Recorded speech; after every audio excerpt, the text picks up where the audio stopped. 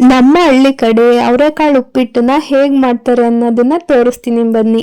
ಮೊದಲಿಗೆ ನಾನು 1/4 kg ಆಗೋಷ್ಟು ಸಣ್ಣ ರವೆ ತಗೊಂಡಿದ್ದೀನಿ. ಅದನ್ನ ಕೆಂಪುಗೆ ಹುರ್ಕೋಬೇಕಾಗತ್ತೆ. ಅದು ಹಸಿ ಇರಬಾರ್ದು, ಚೆನ್ನಾಗಿ ಗರಿ ಗರಿಯಾಗಿರ್ಬೇಕು ರವೆ. ಹಾಗೆ ಹುರ್ಕೊಳ್ಳೋದ್ರಿಂದ ಚೆನ್ನಾಗಿ ಉಪ್ಪಿಟ್ಟು ರುಚಿಯಾಗಿ ಬರುತ್ತೆ. ಅದಕ್ಕೋಸ್ಕರ ಚೆನ್ನಾಗಿ ಸೀಸ್ದಂಗೆ ಗ್ಯಾಸ್ನ ಮೀಡಿಯಂ ಫ್ಲೇಮ್ನಲ್ಲಿ ಇಟ್ಕೊಂಡು ಕೈ ಆಡಿಸ್ಕೊಂತಾನೆ ಇರಬೇಕು. ಹಾಗೆ ಹುರ್ಕೊಂಡು ರವೆನ ಸೈಡಿಗೆ ಹಾಕ್ಕೊಳ್ಳೋಣ. ಅದೇ ಬಾಣಲಿಗೆ ಸ್ವಲ್ಪ ಎಣ್ಣೆ ಹಾಕೋಬೇಕಾಗುತ್ತೆ. ಒಂದು 50 ಗ್ರಾಮ್ ಆಗೋಷ್ಟು ಎಣ್ಣೆ ಹಾಕೊಳ್ಳಿ.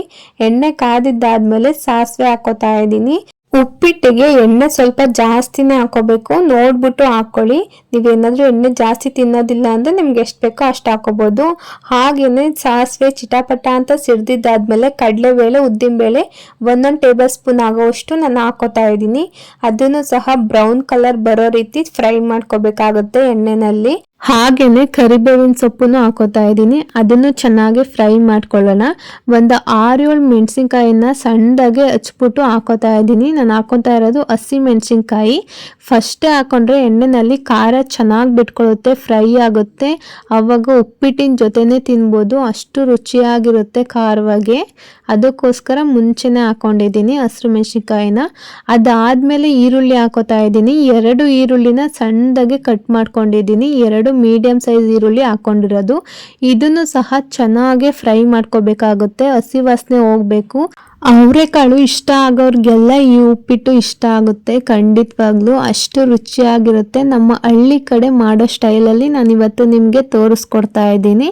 ನೋಡಿ, ಈರುಳ್ಳಿ ಫ್ರೈ ಆಗಿದೆ, ಹಸಿ ವಾಸನೆ ಎಲ್ಲ ಹೋಗಿದೆ.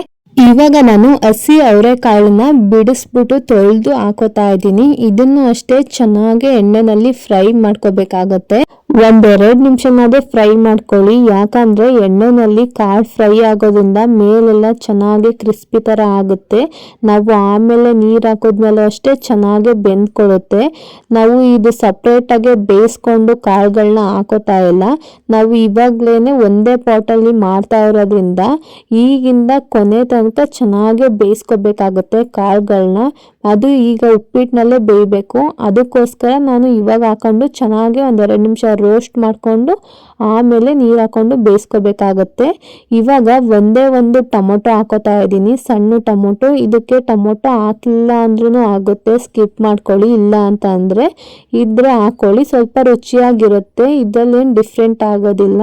ಟೊಮೊಟೊನು ಕೂಡ ಚೆನ್ನಾಗಿ ಫ್ರೈ ಮಾಡ್ಕೋಬೇಕಾಗುತ್ತೆ, ಅದು ಸ್ಮ್ಯಾಶ್ ಆಗಬೇಕು, ಆ ರೀತಿ ಫ್ರೈ ಮಾಡ್ಕೋಬೇಕು. ಇವಾಗ ನಾನು ಸಣ್ಣದಾಗೆ ಕಟ್ ಮಾಡ್ಕೊಂಡಿರುವಂತ ಕೊತ್ತಂಬರಿ ಸೊಪ್ಪನ್ನು ಹಾಕೋತಾ ಇದ್ದೀನಿ. ಅದನ್ನು ಸಹ ಚೆನ್ನಾಗಿ ಫ್ರೈ ಮಾಡ್ಕೊಳ್ಳಿ. ಮೇನ್ ಆಗಿ ನಾವು ಹಸಿ ಕಾಳು ಹಾಕಿದೀವಲ್ಲ, ಅದು ಚೆನ್ನಾಗಿ ಫ್ರೈ ಆಗಬೇಕು. ಅಲ್ಲಿವರೆಗೂ ಚೆನ್ನಾಗಿ ಫ್ರೈ ಆಗಿದ್ರೆ ತಿನ್ಬೇಕಾದ್ರೂ ಅಷ್ಟೇ ಚೆನ್ನಾಗಿ ಸಿಗುತ್ತೆ. ಇಲ್ಲ ಗಟ್ಟಿದ್ರೆ ತಿನ್ನೋದಕ್ಕೆ ಆಗೋದಿಲ್ಲ. ಅದಕ್ಕೋಸ್ಕರ ಇವಾಗ ನಾನು ನೀರು ಹಾಕೋತಾ ಇದ್ದೀನಿ. ನಿಮಗೆ ಯಾವ ಅಳತೆಯಲ್ಲಿ ಹಾಕೊಳ್ಳಿ ಅಂತಂದ್ರೆ, ಈಗ ನಾನು ತಗೊಂಡಿರೋದು 1/4 kg ರವೆ ತಗೊಂಡಿದ್ದೀನಿ. ಅದಕ್ಕೆ 3/4 ಲೀಟರ್ ಆಗೋಷ್ಟು ನೀರು ಹಾಕೊಳ್ಳಿ, ಅವಾಗ ಸರಿ ಹೋಗುತ್ತೆ. ಇವಾಗ ನಾನು ಸ್ವಲ್ಪ ತೆಂಗಿನಕಾಯಿನ ತುರಿದ್ಬಿಟ್ಟು ಹಾಕೋತಾ ಇದ್ದೀನಿ. ಇದಕ್ಕೆ ತೆಂಗಿನಕಾಯಿ ಹಾಕಿದ್ರೆ ತುಂಬಾ ರುಚಿಯಾಗಿರುತ್ತೆ. ಉಪ್ಪಿಟ್ಟಿಗೆ ಮೇಯ್ನು ತೆಂಗಿನಕಾಯಿ ಹಾಕೊಳ್ಳಿ, ಅದು ಬೇರೆ ರುಚಿನೇ ಕೊಡುತ್ತೆ. ಇವಾಗ ಇದನ್ನ ಕುದಿ ಬರಬೇಕು. ಒಂದು 4-5 ಸಲ ಕುದಿ ಬರೋ ತನಕ ಮೇಲೆ ಮುಚ್ಚಿಬಿಟ್ಟು ಕುದಿಸ್ಕೊಳ್ಳಿ. ಒಂದು 4-5 ಕುದಿ ಬರೋವರೆಗೂ ಕುದಿಸ್ಕೊಳ್ಳಿ. ಅಷ್ಟೊತ್ತಿಗೆ ಬೇಳೆ ಎಲ್ಲದು ಬೆಂದೋಗಿರುತ್ತೆ, ಚೆನ್ನಾಗಿರುತ್ತೆ. ನೋಡಿ, ಈ ರೀತಿ ಕೊತ ಅಂತ ಕುದಿತಾ ಇರಬೇಕು. ಒಂದು 5 ನಿಮಿಷನಾದ್ರೂ ಕುದಿಸ್ಕೊಳ್ಳಿ. ಈ ರೀತಿ ನೀಟಾಗಿ ಸೌಟಲ್ಲಿ ಕೈ ಆಡಿಸ್ಕೊಂಡು ನಾವು ಇವಾಗ ರವೆ ಹಾಕೋಬೇಕಾಗುತ್ತೆ. ರವೆ ಹಾಕೋಬೇಕಾದ್ರೆ ಹುಷಾರಾಗಿ ಹಾಕೊಳ್ಳಿ, ಯಾಕಂದ್ರೆ ಅದು ಸಿಡಿಯುತ್ತೆ.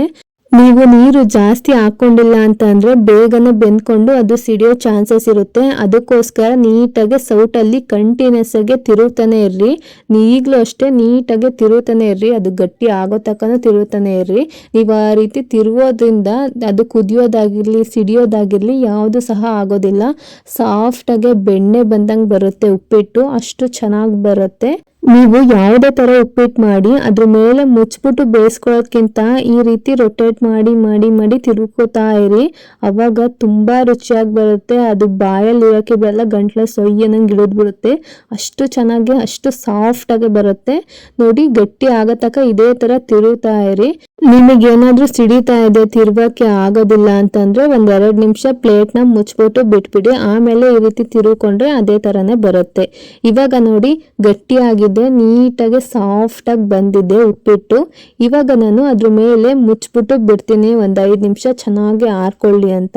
ಅದು ಸ್ಟೀಮಲ್ಲಿ ಚೆನ್ನಾಗಿ ಕಾದ್ಕೊಂಡ್ರೆ ನೋಡಿ ಈ ರೀತಿ ಗಟ್ಟಿಯಾಗಿ ಸಾಫ್ಟಾಗಿ ಬರುತ್ತೆ, ಬೆಣ್ಣೆ ಥರ ಬರುತ್ತೆ ಉಪ್ಪಿಟ್ಟು, ಅಷ್ಟು ರುಚಿಯಾಗಿರುತ್ತೆ. ನೀವು ಕೂಡ ನಿಮ್ಮ ಮನೆಯಲ್ಲಿ ಈ ರೆಸಿಪಿನ ಟ್ರೈ ಮಾಡಿ ನೋಡಿ ಈ ರೀತಿ. ಹಾಗೆ ಈ ವಿಡಿಯೋ ಇಷ್ಟ ಆಯ್ತು ಅಂದ್ರೆ ಲೈಕ್ ಮಾಡಿ, ಶೇರ್ ಮಾಡಿ, ನನ್ನ ಚಾನಲ್ನ ಸಬ್ಸ್ಕ್ರೈಬ್ ಮಾಡ್ಕೊಳ್ಳೋದಂತೂ ಮರಿಬೇಡಿ. ಇದೇ ಥರ ಈಸಿ ರೆಸಿಪೀಸ್ಗೆ ನನ್ನ ಚಾನಲ್ನ ಫಾಲೋ ಮಾಡಿ. Thank you.